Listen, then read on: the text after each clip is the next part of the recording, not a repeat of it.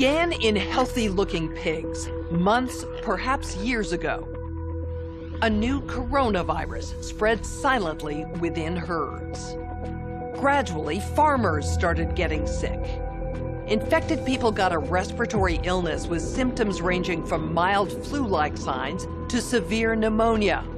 The sickest required intensive care. Many died.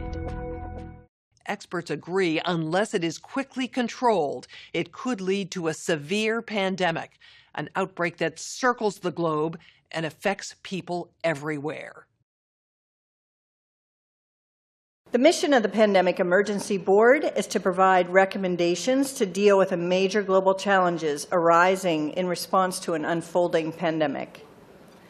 The board is comprised of highly experienced leaders from business, public health, and civil society. We could be looking at double the number of cases in 1 week and 16 times as many in a month if we are not able to stop the spread. That would be on the order of 500,000 cases, and it would continue to rise exponentially. In 3 months, we could be approaching 10 million cases. We're at the start of what's looking like it will be a severe pandemic. And there are problems emerging that can only be solved by global business and governments working together.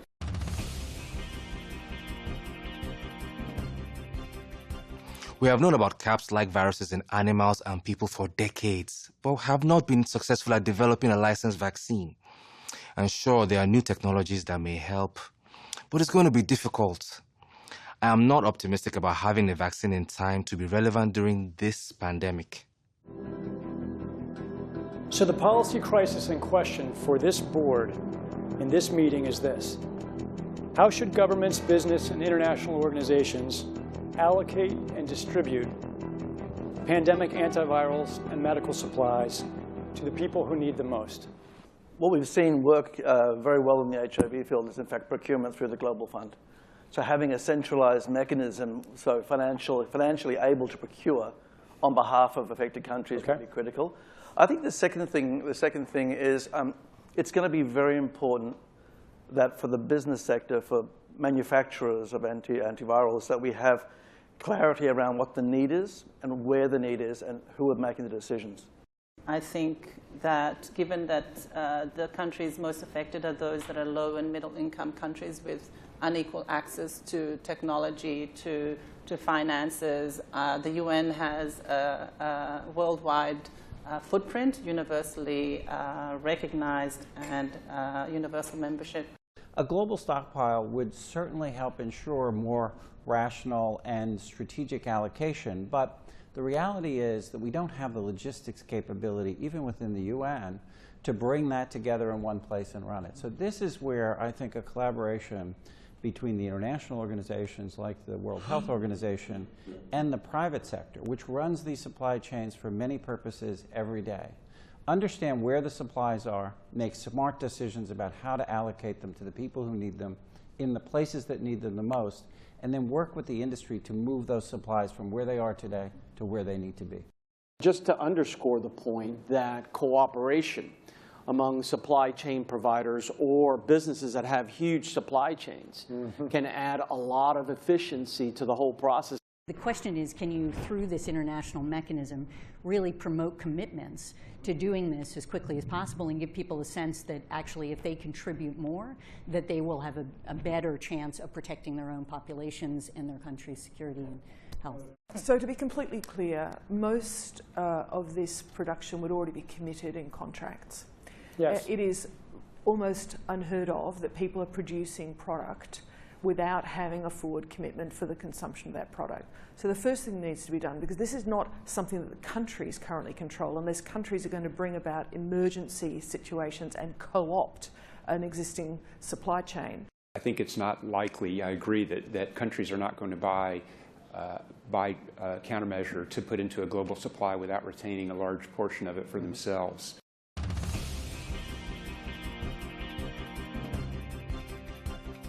Public health agencies have issued travel advisories, while some countries have banned travel from the worst affected areas. As a result, the travel sector is taking a huge hit. Travel bookings are down 45%, and many flights have been canceled. A ripple effect is racing through the service sector. Governments that rely on travel and tourism as a large part of their economies are being hit particularly hard.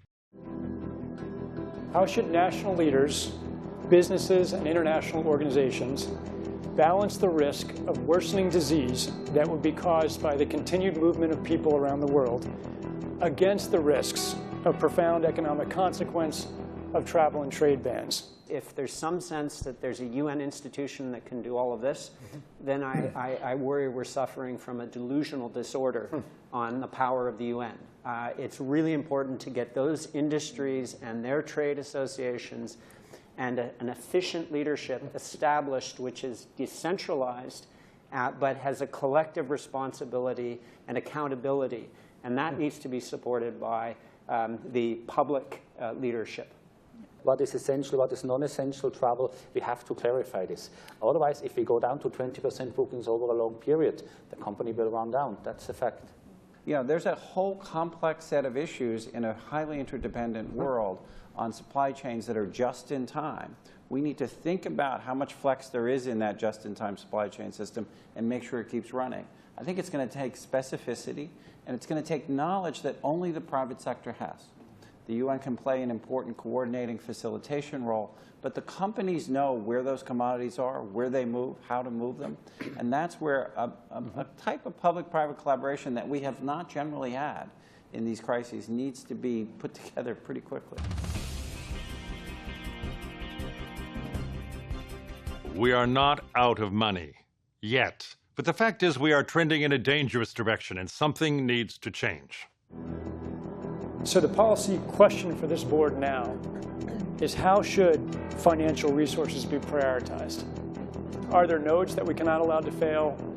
What is your sense of priorities? We don't have money to pay for all of these urgent problems. So at the moment, we want the funds, right? You need the money. So where's the money? So government kind of supplies some money. A lot of, private sectors, some are sitting here, you have some money. But now you need a really coordinated, centralized efforts. Hotels will be experiencing, crippling losses doing that. And we know that the hotel business in itself makes up 5% of the GDP. Governments need to be willing to do things that are out of their historical perspective, or for the most part, it's really a war footing that we need to be on. We shouldn't underestimate the power of entrepreneurship. We need to escalate that, whether it's through the government's helping with tax breaks or subsidies of that nature to increase manufacturing of those types of products. It can happen quickly. A Marshall-type plan, don't mean to say that exactly, but a Marshall plan that can go into effect can stimulate change very quickly. Countries are reacting in different ways as to how best to manage the overwhelming amounts of dis and misinformation circulating over the internet. In some cases, limited internet shutdowns are being implemented to quell panic. How much control of information should there be, and by whom? And how can false information be effectively challenged? And what if that false information is coming from companies or from governments?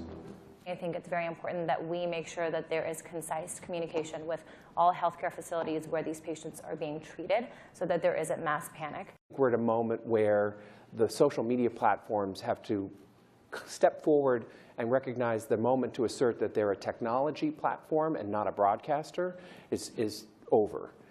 They, in fact, have to be a participant in broadcasting accurate information and partnering with the scientific and health communities to counterweight, if not flood the zone of accurate information, because to put the genie back in the bottle of the misinformation and disinformation is nigh impossible. One thing we haven't spoken about, and I'm wondering whether it's time to talk about this, is a step up from the part of the governments on enforcement actions against fake news. I personally do not believe that trying to shut things down in terms of information is either practical or desirable.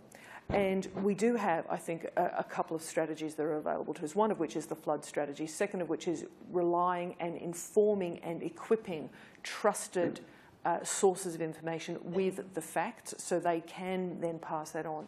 But we also need to actually think about a technological answer to this. The outcome of the CAPS pandemic in Event 201 was catastrophic. 65 million people died in the first 18 months.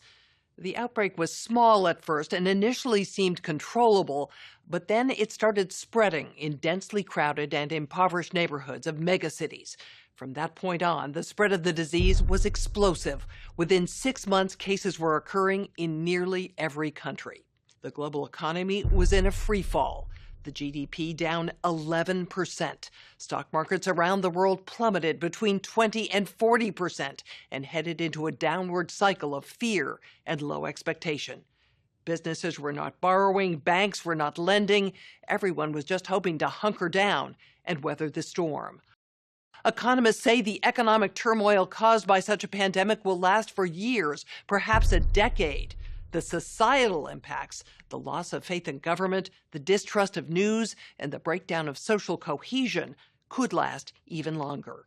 We have to ask, did this need to be so bad? Are there things we could have done in the 5 to 10 years leading up to the pandemic that would have lessened the catastrophic consequences? We believe the answer is yes.